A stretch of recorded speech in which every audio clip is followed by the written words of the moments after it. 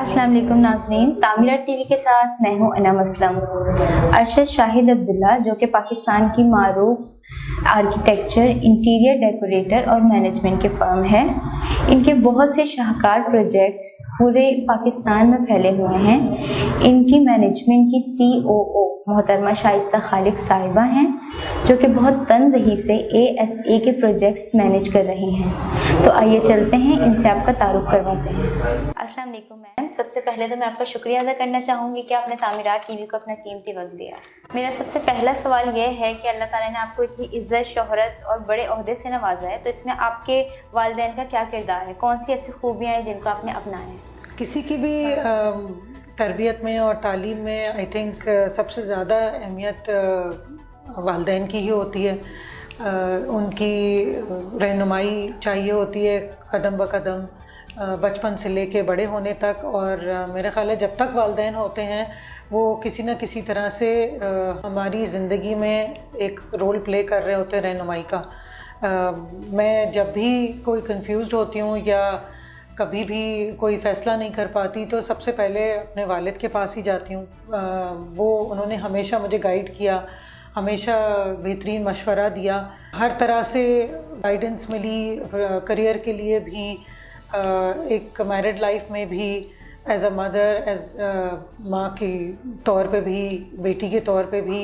जब भी हुआ मुझे वालिदैन ने ही सबसे बेहतर रहनुमाई दी है। आपने कहाँ कहाँ तालीम हासिल की? अगर बैरून मुल्क में भी की है तो उसकी कुछ तफसीलात हमसे शेयर कीजिए। मैंने मैट्रिक तो अपना बीकन हाउस स्कूल से किया है, लेकिन उससे पहले मेरे फादर जो हैं, मेरे वालिद, उनका क्योंकि ताल्लुक़ पाकिस्तान टोबैको से था तो हमने KPK में काफ़ी टाइम गुजारा है। तो वहाँ पे मैं कॉन्वेंट स्कूल में पढ़ती थी, फिर उसके बाद कराची ट्रांसफ़र हुआ, वहाँ पे बीकन हाउस स्कूल से मैंने तालीम हासिल की। फिर उसके बाद हम बीच में 1 साल के लिए UK चले गए, वहाँ पे मैंने कुछ स्कूलिंग की।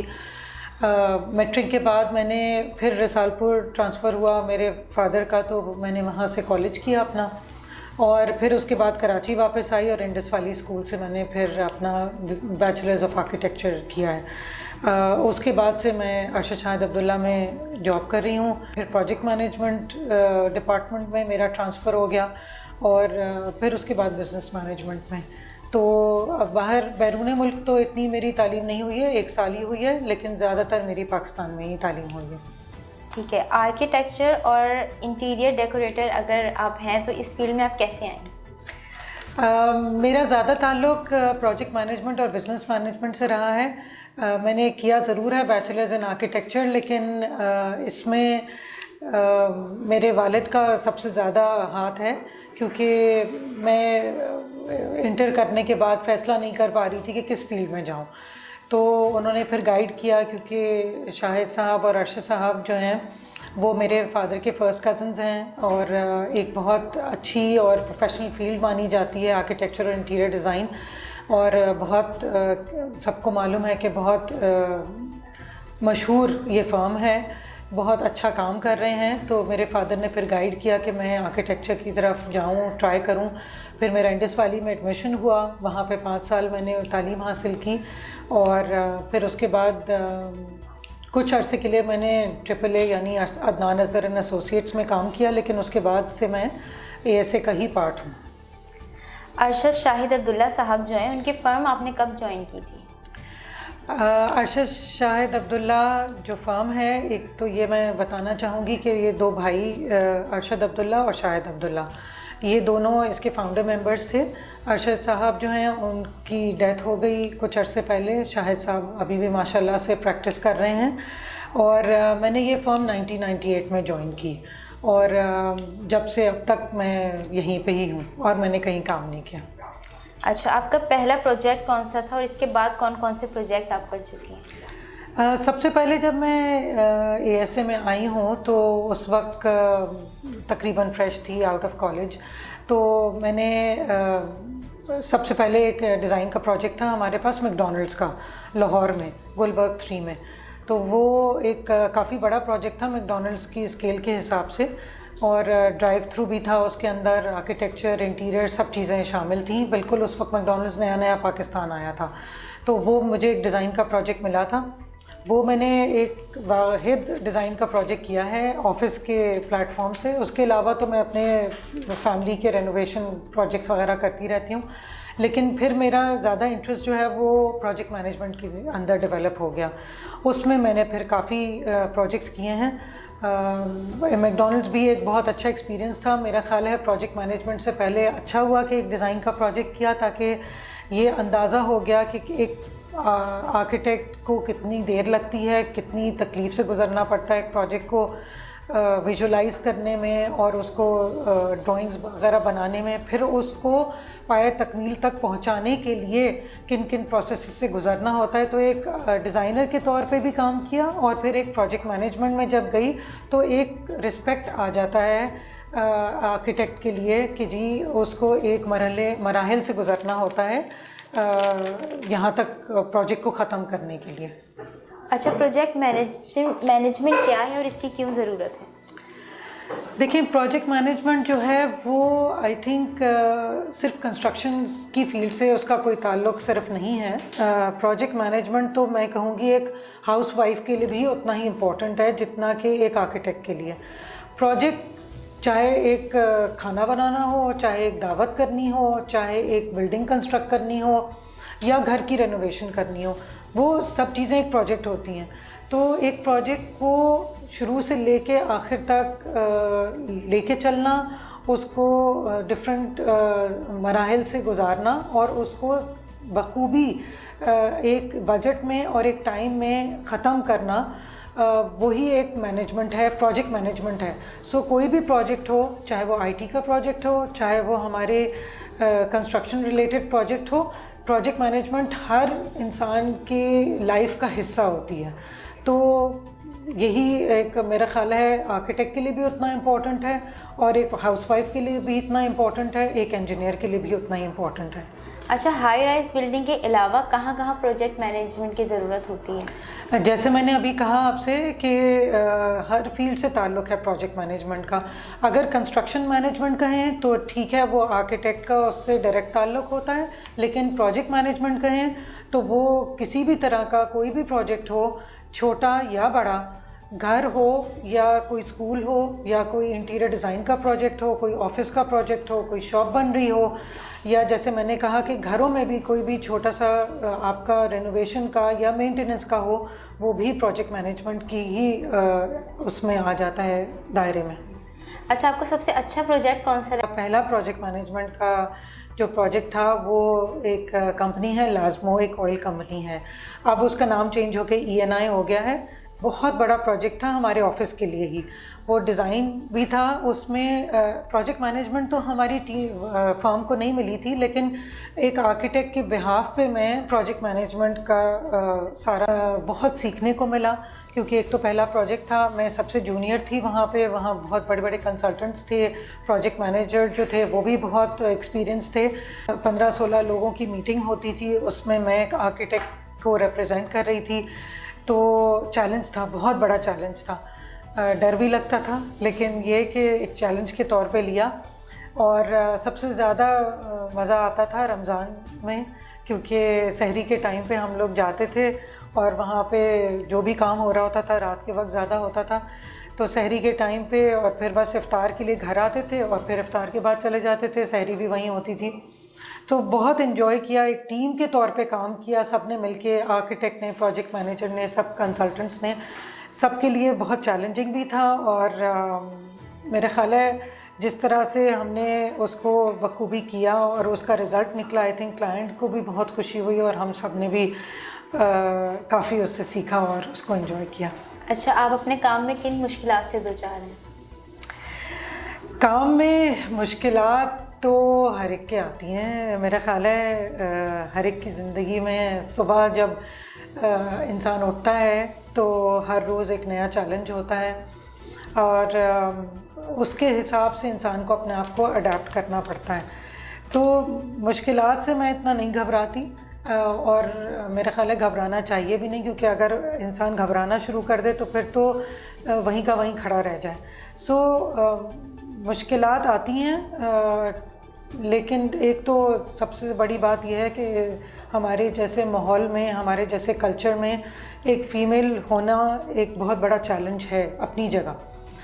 لیکن آئی ڈونٹ تھنک کہ, مجھے نہیں لگتا کہ میں نے اس کی وجہ سے کوئی ایسی کوئی پرابلمس فیس کی ہیں. اللہ کا شکر ہے, مجھے لگتا ہے کہ انسان جب عزت دیتا ہے نا تو عزت خود بخود مل جاتی ہے, اور اگر مشکل کو مشکل بنا لے تو وہ ایک مشکل بن جاتی ہے. لیکن اگر صبر سے کام لیں اور تحمل سے کام لیں اور تھوڑا فوکس کر کے کسی پرابلم کو حل کرنے کی کوشش کریں تو ہر مشکل آسان ہو ہی جاتی ہے. ارشد شاہد عبداللہ صاحب جو ہیں وہ پاکستان کے مایہ ناز آرکیٹیکٹ ہیں, تو ان سے آپ کو کیا رہنمائی ملی ہے؟ دیکھیں, جیسے میں نے کہا, 2 بھائی ارشد عبداللہ اور شاہد عبداللہ. پہلے میں نے ارشد عبداللہ صاحب کے ساتھ کام کیا تھا. نہایت ہمبل انسان تھے, بہت ڈاؤن ٹو ارتھ تھے, اور بہت فوکسڈ انسان تھے. ان کو جھوٹ سے بہت دور رہتے تھے, اور ہر کام کو نا شروع سے لے کے آخر تک مینیج کرنا, خود ہی مینیج کرنا, اور ہر چیز کے بارے میں معلومات رکھنا, یہ سب چیزیں میں نے انہی سے سیکھی ہیں. ہر چیز جو ہے اپنے آپ کو خود چیلنج کرنا, سب سے بڑی بات یہ ہے. اگر میرے اوپر کوئی باس نہیں ہے, اگر میرے اوپر کوئی سوال کرنے والا نہیں ہے, تو مجھے اپنے آپ کو سیلف اکاؤنٹیبل ٹھہرانا ہوتا ہے کہ میں خود اپنے آپ کو چیلنج کروں اور خود اپنی اکاؤنٹیبلٹی کروں کہ کہاں میں صحیح کر رہی ہوں کام تو مجھے اس کو اور فروغ دینا ہے, کہاں میں غلط کر رہی ہوں تو مجھے اپنے آپ کو خود سیلف انالیسس کر کے ٹھیک کرنا ہے, اور پھر اس کو آگے امپرومنٹس مستقل کرتی رہنی ہے. تو ارشد صاحب سے تو میں نے یہ چیز سیکھی ہے. شاہد صاحب سے ان کی بہت کوالٹیز ہیں, ڈیزائنر وہ بہت اچھے ہیں. سب سے زیادہ ہمارے یہاں جو فوکس ہے نا وہ ہر دفعہ یہ اپنی سیلف امپرومنٹ, اپنا اگر آپ نے ایک گول اچیو کر لیا ہے تو اس گول کو اب آپ اپنا بار اونچا کرتے رہیں, مستقل امپرومنٹ سے اور بہتری کی طرف آتے رہیں. سب سے زیادہ ہمارے یہاں ان چیزوں پہ سب سے زیادہ آفس میں فوکس ہوتا ہے, اور آنیسٹی, انٹیگریٹی, کلائنٹ سیٹسفیکشن, سب سے زیادہ ان چیزوں پہ زور ہے. اور ہم بھی یہی ویلیوز ہیں جو کوشش کرتے ہیں, جو سارے اپنے امپلائیز ہیں ان کے اندر یہ ویلیوز کو انکلکیٹ کریں. ٹھیک ہے. ارشد شاہد عبداللہ کے کون کون سے پروجیکٹ ہیں اور ابھی آن گوئنگ پروجیکٹ کون سا ہے؟ دیکھیں, ہمارے پاس 3 ڈسٹنکٹ ڈپارٹمنٹس ہیں. ایک آرکیٹیکچر ہے جس میں ہم ہر طرح کی بلڈنگز کرتے ہیں, چاہے وہ اسکولز ہوں, چاہے ہاسپٹلز ہوں, چاہے کمرشل بلڈنگز ہوں, ریزیڈینشیل بلڈنگز ہوں.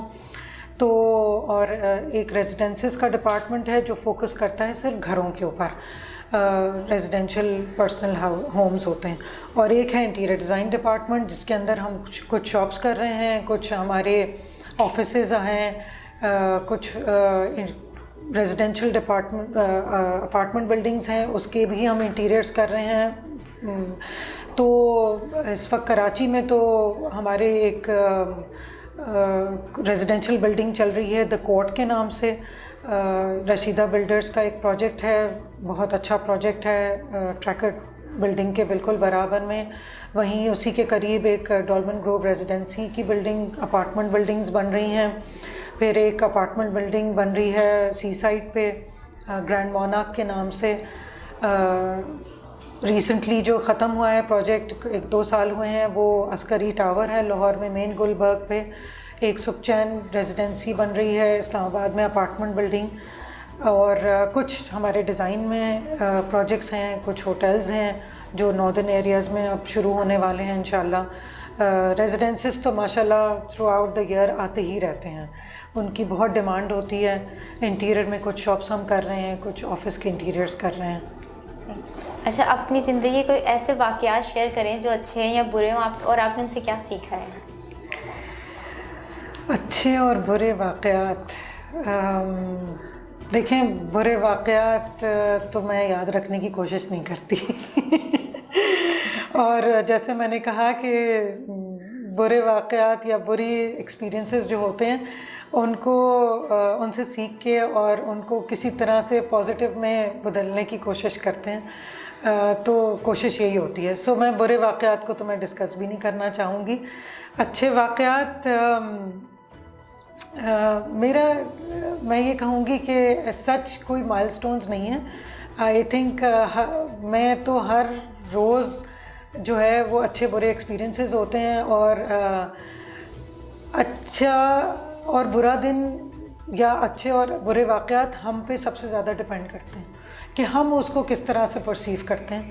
چیلنجز کو بھی اور ایک نگیٹو اسپیکٹ کو یا نگیٹو سچویشن کو بھی اگر پازیٹیولی ہینڈل کر لیا جائے نا تو وہ بھی برا واقعے کے طور پہ یاد نہیں رہتا. سو میں تو ہر ایک کو یہی کہتی ہوں، اور میں خود بہت موٹیویشنل میں نے ویب سائٹس جو ہیں وہ ان کو سبسکرائب کیا ہوا ہے، موٹیویشنل کوٹس میرے پاس آتے رہتے ہیں. تو ہر وقت میں اپنے آپ کو خود ایک پازیٹیو انوائرمنٹ میں رکھ کے اور اسی کو پریکٹس کرنے کی کوشش کرتی ہوں کہ خود پازیٹیو رہیں تو آپ کے ارد گرد ہر چیز پازیٹیو جو ہے وہ آپ اس نظریے سے اس کو دیکھنے لگتے ہیں، اور وہ انوائرمنٹ بھی اسی طرح سے کریٹ ہو جاتا ہے. سو ایز سچ مجھے کوئی ایسے میں فوکس نہیں کر سکتی کہ کوئی نگیٹو یا پازیٹیو واقعات ہوئے ہوں. ہمارے نوجوانوں کو کس طرح کی انجینئرنگ کی تعلیم حاصل کرنی چاہیے؟ دیکھیں، جہاں تک آرکیٹیکچر اور انٹیریئر ڈیزائن کا تعلق ہے، ایک کمبینیشن ہے آرٹ کا اور انجینئرنگ کا. تو بیسٹ نالج یہ ہے کہ آپ آرکیٹیکچر اگر پریکٹس کرنا چاہیں یا انٹیریئر ڈیزائن پریکٹس کرنا چاہیں تو اس میں صرف انجینئرنگ یا آرٹ پہ فوکس نہیں ہونا چاہیے، اس میں دونوں کا ایک کمبینیشن ہونا چاہیے، کیونکہ ان دونوں کے بغیر انکمپلیٹ ہے آرکیٹیکچر. تو آپ کو ایک سینسٹیوٹی کی نوعیت کا اندازہ ہونا چاہیے کہ اسپیس ڈیزائن کرتے ہوئے آپ کو فیلنگ کس طرح کی آ رہی ہے. احساسات بہت امپورٹنٹ ہیں. تو انجینئرنگ میں وہ چیز ایک مسنگ ہوتی ہے، کیونکہ وہاں آپ میتھمیٹیکل کیلکولیشنز وغیرہ، اسٹرکچر اور ان چیزوں پہ فوکس کر رہے ہوتے ہیں، اور آرٹ میں آپ فیلنگز، احساسات پہ فوکس کر رہے ہوتے ہیں. تو جب تک سائنس اور آرٹ دونوں ملتے نہیں ہیں اس وقت تک ایک اچھی اسپیس یا ایک اچھا آرکیٹیکچر یا انٹیریئر اسپیس جو ہے وہ ڈیزائن نہیں ہو سکتی، وہ انکمپلیٹ ہوتی ہے، اس میں کوئی نہ کوئی چیز مسنگ ہوتی ہے. سو اس لیے بہت ضروری ہے کہ جب بھی تعلیم حاصل کریں، جب بھی پریکٹس کریں، تو ان دونوں کا کمبینیشن ہونا بہت ضروری ہے. کیا ہمارے تعلیمی ادارے صحیح تعلیم دے رہے ہیں؟ آپ کے خیال میں کیا اصلاحات ہونی چاہیے مزید؟ دیکھیں، جیسے میں نے کہا ہے، بہت جگہ فوکس جو ہے نا وہ یا تو صرف انجینئرنگ پہ ہو رہا ہوتا ہے یا صرف آرٹ پہ ہو رہا ہوتا ہے. اور سب سے زیادہ جو پرابلم مجھے تعلیمی اداروں کے ساتھ ہے وہ، میں صرف پروفیشنل کالجز کی بات نہیں کر رہی، میں اسکولس کی بھی بات کر رہی ہوں. اس میں پریکٹیکل اسپیکٹ بہت مسنگ ہے. اس میں تھیوری پہ، ایکیڈیمکس پہ بہت فوکس ہوتا ہے. ایک پرسنل گرومنگ اور پرسنل کیریکٹر بلڈنگ پہ بہت کم فوکس ہے. یعنی کہ ویلیوز کیا ہونی چاہیے ہیں. پہلے ہم ہمیشہ سنتے تھے کہ ماں باپ کے بعد جو درجہ ہے وہ استاد کا ہوتا ہے. اس وقت جو رسپیکٹ ہے استاد کی وہ بہت کم ہو گئی ہے. ماں باپ کی بھی ویسے بہت کم ہو گئی ہے، لیکن استاد کی تو نہ ہونے کے برابر ہو گئی ہے. سو وہ اس وجہ سے ہے کیونکہ جو اساتذہ ہیں وہ بھی بچوں کو اس طرح سے ٹریٹ نہیں کرتے جیسے کہ پرانے زمانے میں ایک استاد اور شاگرد کی ایک ریلیشن شپ ہوتی تھی. دونوں طرف سے عزت دی جاتی تھی. اب زیادہ کمرشلائز ہو گئی ہے تعلیم، تو لہٰذا بچے بھی زیادہ ہوتے ہیں تو ٹیچر 1-to-1 فوکس تو کر ہی نہیں پاتے ہیں. سو آئی تھنک اس پہ بہت زور دینے کی ضرورت ہے کہ ہم تعلیم کے ساتھ اگر اساتذہ میں تھوڑی سی تربیت کا ایلیمنٹ بھی آ جائے کہ ویلیوز کیا ہونی چاہیے بچوں کے اندر. جیسے میں نے کہا، آنیسٹی بہت ضروری ہے، ہیوملٹی بہت ضروری ہے. انسان کو اپنے روٹس کی فکر ہونی چاہیے اور اس کے لیے محنت کرنی چاہیے کہ ہم پاکستانی ہیں، ہم مسلمان ہیں، اور یہ ہمارے لیے فخر کی بات ہونی چاہیے. آج کل بچے جو ہیں وہ اس چیز پہ انفارچونیٹلی جب ہم ٹریول کرتے ہیں تو اس چیز کو یا تو بھول جاتے ہیں یا پھر بھولنے کی کوشش کرتے ہیں. نیشنل یا انٹرنیشنل آپ کن شخصیات سے متاثر ہیں اور ان کی وجہ کیا ہے؟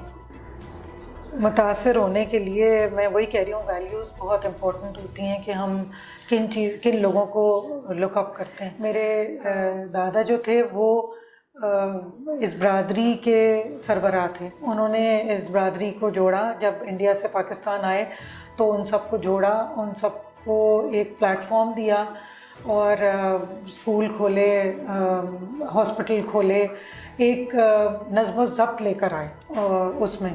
تو میں ان کو بہت ان کی شخصیت سے متاثر ہوں. میرے والد ہیں بہت موٹیویٹ کرنے والے انسان ہیں. شاہد صاحب، ارشد صاحب، عمران خان سے میں بہت متاثر ہوں ان کی لیڈرشپ کوالٹی سے، کیونکہ میرے لیے بہت امپورٹنٹ ہے کہ انسان کو کوئی بھی چیز، کسی کو بھی لیڈ کرنے کے لیے ایک لیڈرشپ کوالٹی ہونی بہت ضروری ہے انسان کے اندر. آنے والی زندگی میں آپ کی کیا خواہشات؟ آگے والی زندگی میں دیکھیں، میرے بہت زیادہ ایسپریشنز نہیں ہیں، نہ میں کوئی بہت زیادہ، جیسے کہتے ہیں نا کہ انسان کو شوق ہوتا ہے کہ بہت فیمس ہستی بننا ہے یا شخصیت بننا ہے یا کوئی اس میں کوئی بہت بڑے ایمبیشنز ہوں. ایسا کچھ بھی نہیں ہے. لیکن جہاں میں کام کرتی ہوں میرے ساتھ تقریباً 70 لوگ یہاں پہ کام کرتے ہیں، 70 لوگ. ہماری فرم جو ہے وہ میں کہوں گی کہ انہی لوگوں کے ساتھ جڑی ہوئی ہے. ہم لوگ اپنی فرم کو ایک ASA فیملی کہتے ہیں. تو بس اور کوشش ہماری یہی ہوتی ہے کہ ہم کسی بھی طرح سے سوسائٹی کو اور کمیونٹی کو کنٹریبیوٹ کر کے اس میں پازیٹیو چینج لے کر آئیں، اور ہم سب اسی چیز کے لیے کام کر رہے ہیں. تو میں اپنے آپ کو نہ فرم سے الگ کر سکتی، نہ ان لوگوں سے الگ کر سکتی، نہ میں اس ملک سے الگ کر سکتی. سو جو بھی کر رہے ہیں ہم سب مل کے کر رہے ہیں اور ملک کے لیے کرنے کی کوشش کر رہے ہیں. یہ ضرور ہے کہ اپنی اس کے لیے انسان کرتا ہے، سیلف سیٹسفیکشن کے لیے بہت ضروری ہے، کیونکہ انسان کو آگے دوسرے کے لیے کنٹریبیوٹ کرنے کے لیے، ملک کے لیے کنٹریبیوٹ کرنے کے لیے یا فرم کے لیے کنٹریبیوٹ کرنے کے لیے بھی اپنے آپ کو پہلے موٹیویٹڈ رکھنا ہے. آپ خود سیٹسفائیڈ ہوں گے اپنی پرفارمنس سے تو آپ اچھی پرفارمنس دے سکتے ہیں اور پازیٹیو چینج لا سکتے ہیں. اور ہم سب کا بھی یہی موٹیو ہے کہ بہتر سے بہتر کام کریں، بہتر سے بہتر کنٹریبیوشن کریں، تاکہ اس ملک کو جو ضرورت ہے، جن لوگوں کی ضرورت ہے، جس پازیٹیو چینج کی ضرورت ہے، اس کا ہم حصہ بنیں.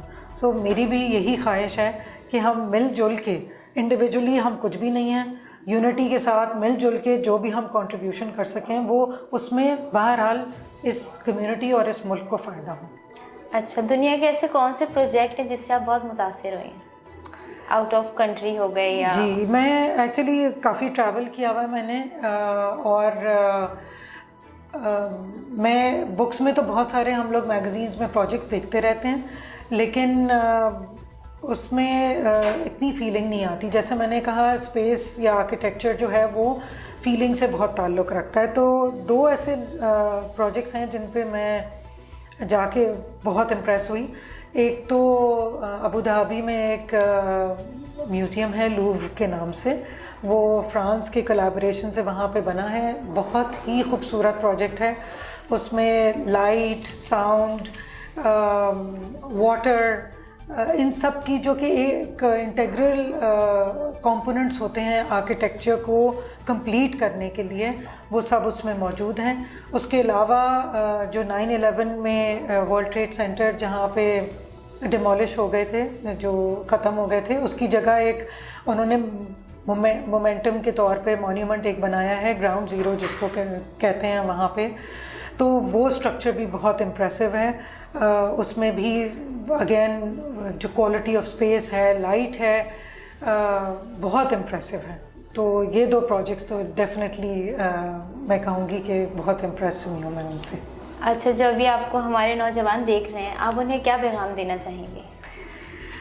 نوجوان جو دیکھ رہے ہیں، جیسے میں نے کہا کہ دیکھیں، بہت امپورٹنٹ ہے یہ چیز کہ خلوص بہت امپورٹنٹ ہے، اپنے ملک سے محبت، اپنے دین سے محبت، اللہ پہ بھروسہ سب سے بڑی بات، کیونکہ اگر یہ چیزیں نہیں ہوں گی نا تو انسان کتنی بھی کوشش کر لے وہ اپنی زندگی میں پازیٹیو چینج نہیں لا سکتا۔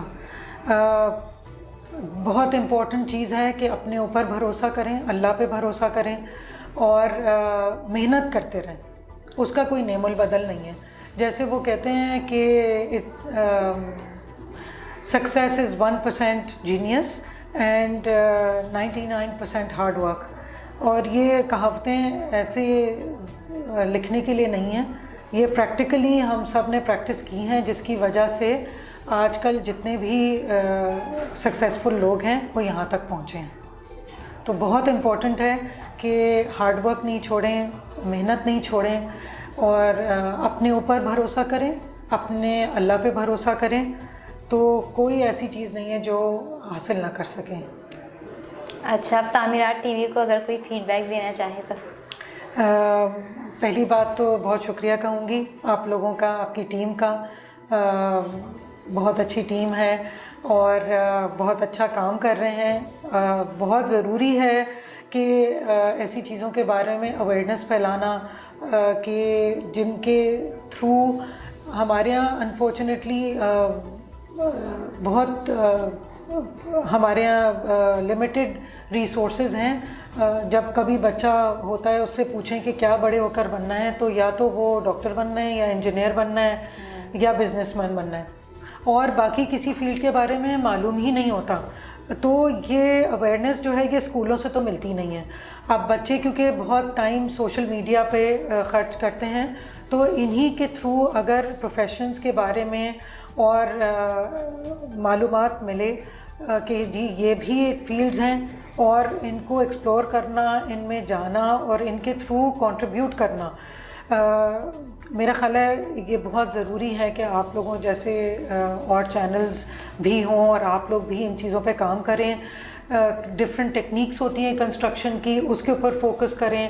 لوگوں کے علاوہ پروفیشنز اور ٹیکنیکس، یہ نئی نئی بہت طریقے آ گئے ہیں، کنسٹرکشن کی میتھڈالوجیز آ گئی ہیں دنیا میں۔ ہمارا ملک ابھی بھی بہت پیچھے ہے کیونکہ اویئرنیس نہیں ہے۔